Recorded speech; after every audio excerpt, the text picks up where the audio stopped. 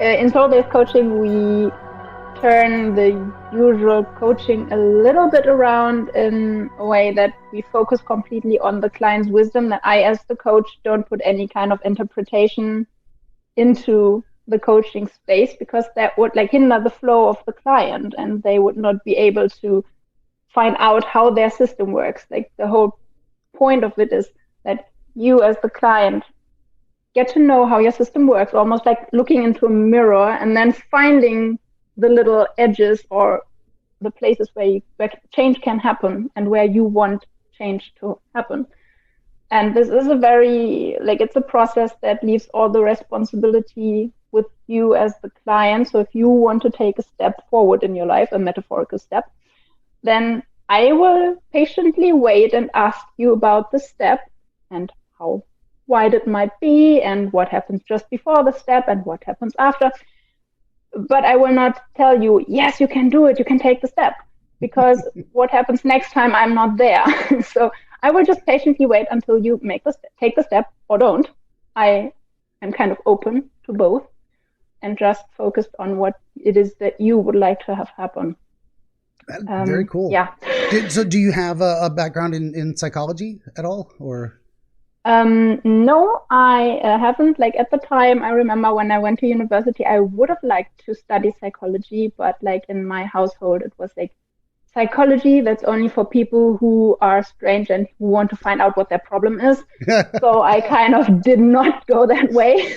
A lot of people are self-motivated to get into psychology. Like, what's wrong with me? That's guilty. When I found out it was autism. There is nothing wrong with it.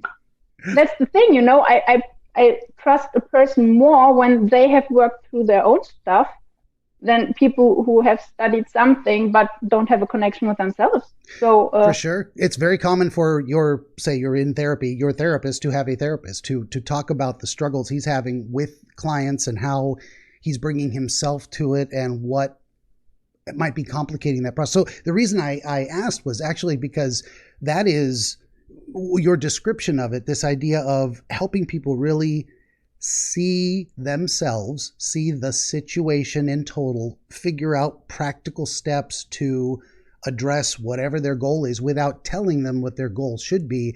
That is straight out of Psych 101. That's how the therapeutic process is supposed to work. So you've kind of ended up there intuitively or intentionally, either way, but landed on the exact process of how therapy is supposed to work from a psychological perspective. So I would have assumed to hear you say, yes, I have a psych degree, because that's what would happen. So no, not denigrating it that you don't have one, of course.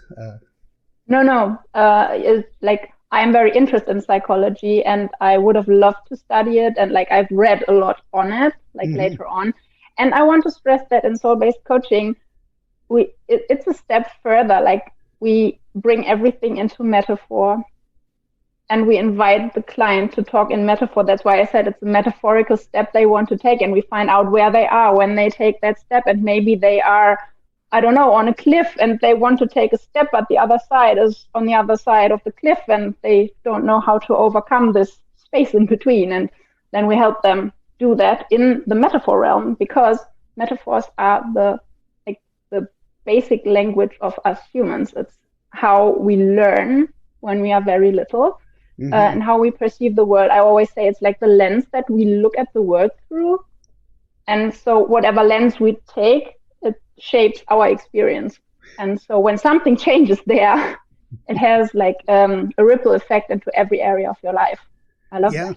Very much so. I'm of course, being a dream wizard, I'm very heavy on the symbolism. That's what your brain is doing while you're asleep. It's showing you these symbolic images that represent specific ideas and thoughts and feelings and ways you conceive of whole situations. It could distill it down to one image experience, but you explode it out. You pick the pieces apart, and it's this huge bundle of like a dozen different things, and it's all in this iconic, say, imagery that and it changes from culture to culture. That's the most fantastic thing too. It's like where you were raised and the environment and the stories that have been told in that region.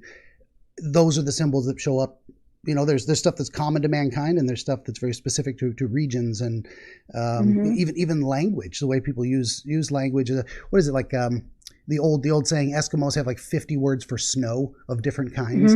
We don't get that much. We get snow here in Oregon, say, but not enough to say that's different between it's fluffy or it's slushy. Those are like our types of snow. Totally. And even like there is like when we think of the future, it's usually in front of us, and when we think of the past, it's usually behind us. There is a tribe, I have forgotten where, I think somewhere in the South Americas, and when they talk about the future, that's over there because they don't know the future yet, so they can't see it, and they can't see in the back, obviously. Yeah, that's a but way I've never they thought know of it. about the past, so the past is in front of them. The future is kind of what's approaching them from behind where they can't see. I love that conceptualization. This is a new one on me. I've never thought of it that way before. You cannot see the future, so you must be facing the wrong direction, or not wrong, but in a specific direction to be able to see what has gone before. I wonder how that influences some of their other ideas. Like if that concept, we could probably spend a whole episode just dissecting that.